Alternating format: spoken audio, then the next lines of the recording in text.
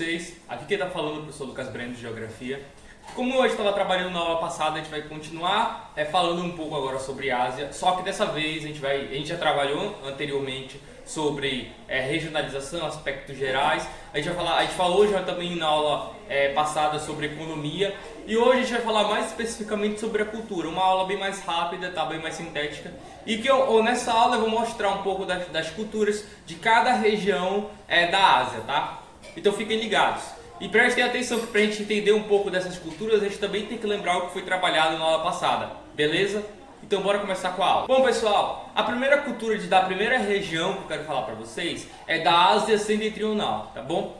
A Ásia Setentrional, como já foi trabalhado nas aulas anteriores, ela é composta pela Rússia. E dentro dessa regionalização, a gente vai ter ali basicamente a Rússia, que é um povo muito grande, tá? Nós temos mais de 160 etnias encontradas somente na Rússia, tá? É uma grande quantidade de povos indígenas, né?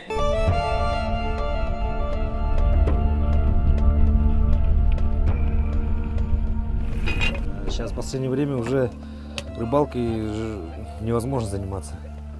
Вот за ту же белую рыбу могут меня уголовником сделать, арестовать там. Из-за того, что якобы браконьерничаем мы, как коренные жители.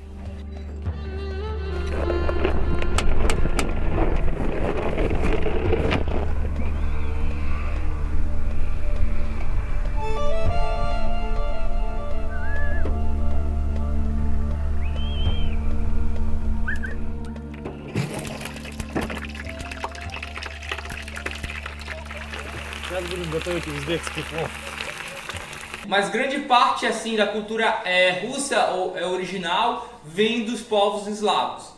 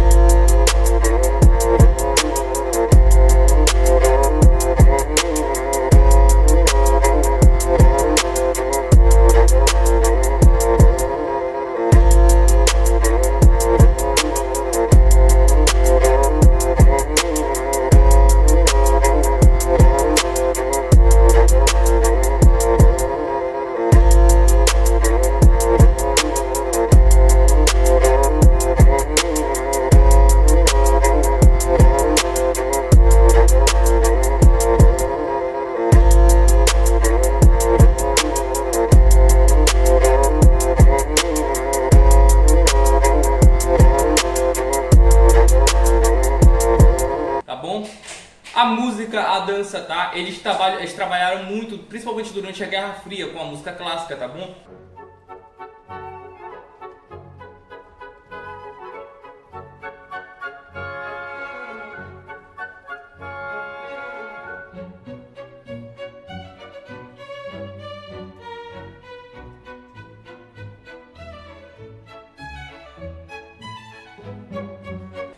Eles tinham compositores de grande renome, né, no piano, tá? O balé russo também sempre se destacou, ok? Então, esse setor de artes na Rússia é muito bem visualizado, tá bom? A gente também vai ter a questão dos monumentos, tá bom? Nós temos muitos monumentos na Rússia, monumentos importantes, tá? From vicious battles to great classical music and literature, here's a look at the best places to visit in Russia.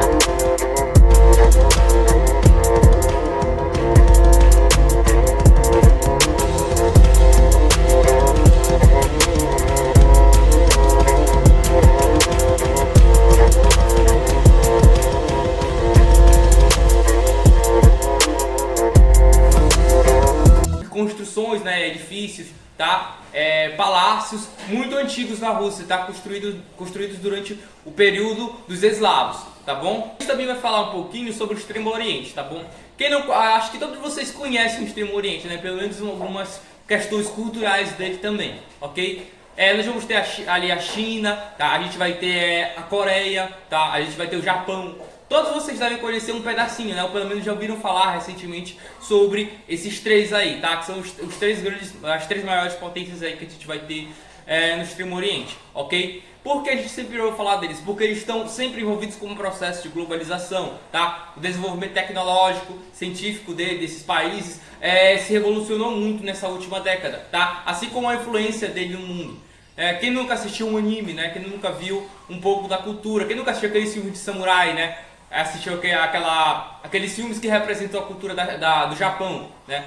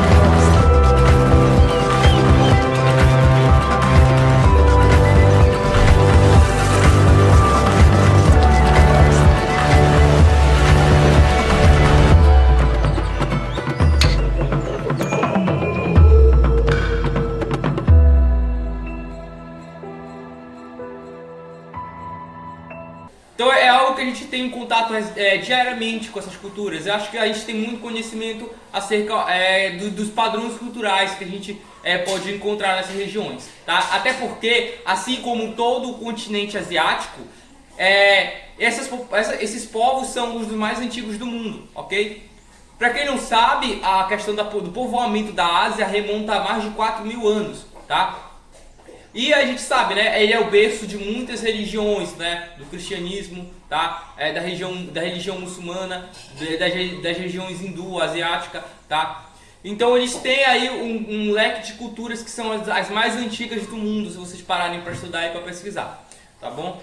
Mas eu quero falar um pouquinho também sobre a questão também não só do Japão, tá? O Japão ele se desenvolveu muito tecnologicamente, culturalmente, né, em termos científicos, a robótica, biotecnologia, né, nanotecnologia, tá? Ele tem um setor industrial muito desenvolvido, mas não apenas nesse sentido que eu quero falar, ok? Eu quero falar também um pouco sobre as questões culturais. Então, galera, a gente também aí vai ter a China.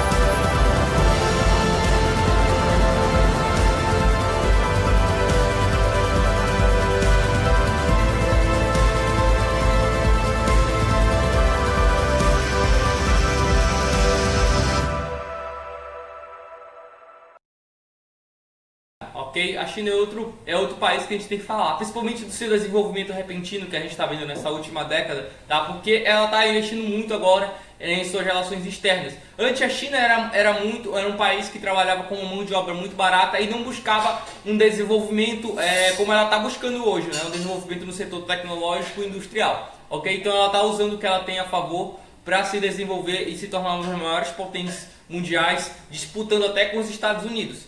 Sim. Em termos de cultura, né, a China, vocês sabem, ela tem uma superpopulação, tá? Então isso aí já deixa aberto pra gente as questões que a superpopulação e as questões culturais, elas vão se aliar aí, né? A questão dos alimentos, por exemplo, que muita gente comenta, né? Ah, os chineses, eles comem animais, comem insetos. Eles começaram a se alimentar isso porque eles começaram a se alimentar disso porque durante certos períodos da história da China, eles tiveram uma falta de alimentos, né? A população era muito grande, tá? Eles não conseguiram povoar os desertos justamente porque nesses desertos nessa questão a agricultura era inviável, né? Eles não tinham uma alimentação adequada nessas regiões, então eles começaram a adentrar a área florestal e as áreas mais próximas ali à costa marítima. E aí eles começaram a se aglomerar nessa região aí. E durante muito tempo acabou que não se teve uma alimentação adequada, né? Eles tiveram que começar a comer o que eles viam pela frente mesmo, tá? Por causa da superpopulação. Então, durante muito tempo, né, principalmente depois da Segunda Guerra Mundial, né, onde a gente vai ter uma crise mundial, vai faltar alimento na China. O que é que vai acontecer? As pessoas vão começar a comer animais, insetos, tá? Então isso não é apenas uma questão, é uma questão cultural, mas está relacionada diretamente com o desenvolvimento populacional que se tem na China historicamente, ok? É um ponto interessante. Outra questão também, né, que envolve a cultura da China, né, ela é um país bem grande se vocês também forem olhar. Então ela tem um leque de culturas aí, tá? E também, como eu falei, são culturas muito antigas, remotas, de 3 a 4 mil anos, né, de história humana ali na China. Então a gente também vai ter uma cultura milenar, como a gente já sabe. E graças a isso, a gente vai ter...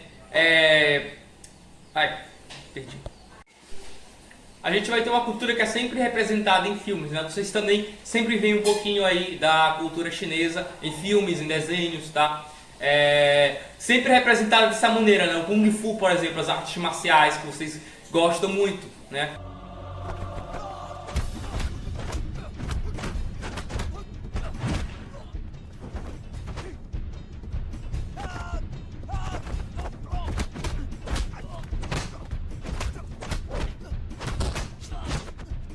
Ela tem origem aí na China, tá? Por quê? Porque eles observavam os animais, como os animais se comportavam. E eles estudavam os movimentos dos animais para poder criar movimentos de combate. Não só as artes marciais da China têm destaque, como a dança, a música também, tá? As religiões da China, elas são muito voltadas para os deuses mais milenares, né? Uma cultura bem antiga, tá bom? A gente também tem um Ano Novo Chinês que é sempre muito bem representado.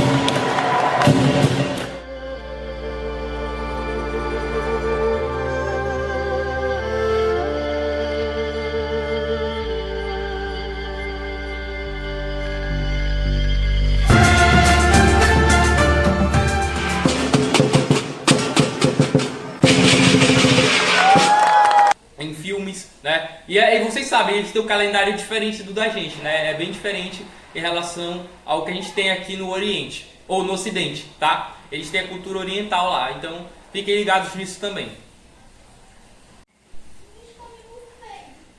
Também vamos ter aí a Ásia Meridional, que é outra região que a gente trabalhou aí, outra região da Ásia que a gente já trabalhou nas aulas passadas, ok? Nessa região aí a gente vai ter, eu não vou falar de todos os países, é claro, né, mas a gente vai ter aí a Índia, né, que vai ser o principal dessa região. Também vamos ter Bangladesh, ok? A gente vai ter aí na Índia, em termos culturais, como a gente já está trabalhando, vocês vão ter culturas na Índia que já remontam mais de 4.500 anos, tá? A Índia ali para a Ásia também é um dos berços da civilização asiática, ok? A gente vai ter várias culturas, mas a que se destaca lá, né, de religião, na verdade, é o hinduísmo, né? É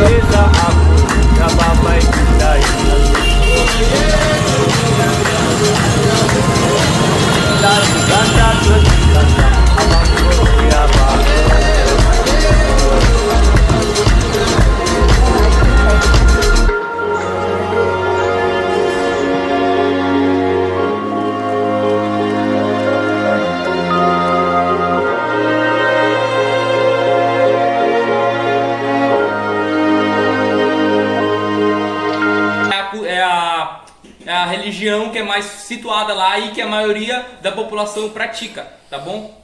Além das questões culturais que a gente vai da religião, a gente vai ter também, né, monumentos históricos, tá? Construídos lá a partir de 1630, né? Que a gente vai ter, por exemplo, o Taj Mahal, né? Você já deve ter ouvido falar, as grandes construções hindu, tá bom? A gente também vai ter aí uma cultura que envolve vários tipos de cerimônias, né? De festividades, por exemplo. A gente vai ter o Holi, né? Sim, a festa das cores, é originada na Índia, né? Você já viram a festa das cores, Holidation, que acontece aqui? Pois é, né? Lá na China, eles têm o Holi não Holidation, tá? É só o Holi que eles chamam, que é uma festa onde eles jogam tinta um no outro, né? Pra fazer uma comemoração, ok? Então eles têm essa cultura muito relacionada à questão das cores também. Os vestimentos, as vestimentas deles mudam a partir da região que eles estão localizados, né? Do local que eles vão. Por exemplo, se você for ir para o deserto ou para uma região mais quente, né, você tem que usar uma roupa vermelha, laranja, amarela, né, esse tom. Se você for para a água, você tem que usar uma roupa azul, né? Então eles têm toda essa questão da cor da vestimenta para poder expressar o lugar onde eles vão sair. Isso é bem interessante, tá? A vestimenta deles lá sempre foi referência, principalmente durante a colonização, né? A seda, os tecidos bem caros, né, que são encontrados lá, sempre foram motivos de invasões dos europeus para a Índia para encontrar essa riqueza em tecidos que eles têm lá, ok? Bom, a gente vai ter aí na Índia uma questão também ligada à religiosidade, tá? Hindu, que vai ser a questão aí das castas, tá? Não confundam castas com classes sociais. Classes sociais tem a ver com a sociedade capitalista. Castas são outro grupo que tem a ver com a cultura hinduísta, ok? O que são essas castas, professor? Bom, para entender elas, a gente tem que colocar o contexto da história das castas, tá? Que quando eles desmembraram um homem gigante, uma divindade chamada Prusu, né? Cada parte do corpo dele, dividiram ele em 4 partes. Cada parte do corpo dele se tornou um tipo de população diferente, um tipo de grupo, né? Uma casta diferente, ok? Eles desmembraram ele em 4 partes. A cabeça eram os Brahmanes, né? Os braços eram os Kshatriyas, né? As coxas eram os Vaishyas e as pernas eram os Sudras, ok? Cada um desses, eles representavam um grupo, né? Os Brahmanes, os guerreiros, os Kshatriyas, os Brahmanes, os sacerdotes, né? Os que pensavam, os Kshatriyas, os guerreiros, né? Que vieram dos braços, as coxas, né, os vraixas, né, que era o grupo aí já mais voltado para a sociedade, para o trabalho normal, e os servos, que eram os sutras, ok? Que eram aqueles que iriam servir, os camponeses, tá? As pessoas que tinham trabalhos mais manuais, ok? Os vaixas eram os comerciantes, era o grupo de comerciantes ali que a gente vai ter, ok? Então, brahmanes, kshatriyas, ok? Os vaixas e os sutras, tá bom? Cada um desses exerce uma função. Detalhe, esse grupo é endógamo. O que significa isso? Você só pode casar com alguém da sua casta, né? Se eu for um brahmane, eu não posso casar com vaixya, né? Se eu for um sutra, eu não posso casar com um kshatriya, né? Então isso envolve a questão religiosa hindu, tá? Eu não posso casar com quem eu quiser lá, né? Tem essa obrigação, tem que casar com alguém que seja da mesma casta que eu, ok? Então é algo bem interessante, também meio polêmico de lá em relação à nossa cultura, né? A nossa cultura moderna, ok? Então fiquem ligados nisso aí. E para quem algum de vocês deve ter assistido o Caminho das Índias, né? A história gira em torno dessas questões das castas, né? Uma moça que não podia casar com um rapaz porque eles eram de castas diferentes. Caminho das Índias, para quem já assistiu, é uma ótima lembrança acerca da questão cultural da Índia, beleza? Bom, gente, a gente também tem aí o Oriente Médio, tá bom?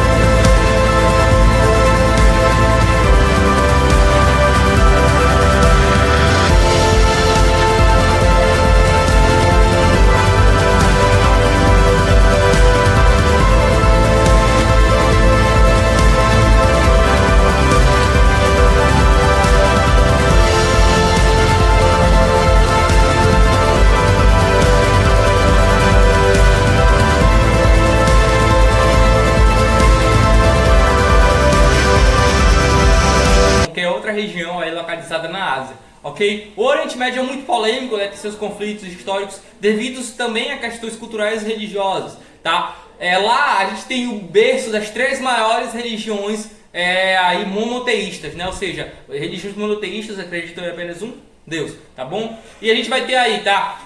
O islamismo, o judaísmo, tá? E o cristianismo, ok? Esses 3 aí, eles tem uma disputa entre eles, né? Principalmente o judaísmo e o islamismo, tá? Mas por causa da questão aí do território e onde eles ficam localizados, ok? Porque para eles lá aquelas terras ali são sagradas, né? E aquilo ali tudo foi enviado por Deus. Então essa ideia aí de terra prometida, esses ideais religiosos causam conflitos, ok? Outro ponto interessante, tá? Em questão às religiões que a gente vai encontrar lá. Os muçulmanos, por exemplo, tá? Ali, principalmente na Arábia Saudita, né? Onde tem a capital da religião muçulmana, que é Meca, né? Lá em Meca, para quem não conhece, existe uma coisa chamada Kaaba, né? A Kaaba. Para quem nunca ouviu falar, vou colocar aqui na tela para vocês, né? Mais coisas sobre isso.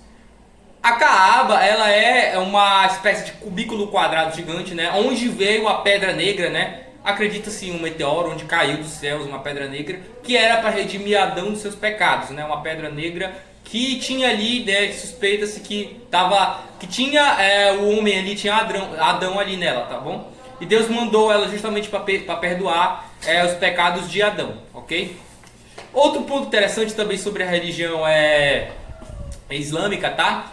É a questão aí já da sua ligação com o território árabe, tá bom? Por quê? Porque historicamente ali eles sempre tiveram domínio daquela região, principalmente durante o Império Turco Otomano, até a Segunda Guerra Mundial, quando chegou os judeus aí, né? E com o apoio dos Estados Unidos botou os árabes para correr daquela área ali, né? Principalmente onde é Israel, né? A Palestina, né? Onde é Israel, botou os árabes para correr de Israel e colocou os judeus lá, né? Tomou dos árabes e colocou os judeus lá, né? Os judeus, que são grande parte da população também ali, né? Na maior população praticamente judaica do mundo, está localizada em Israel, né? Nós temos 6 milhões de judeus ali atualmente, aproximadamente, em Israel, tá?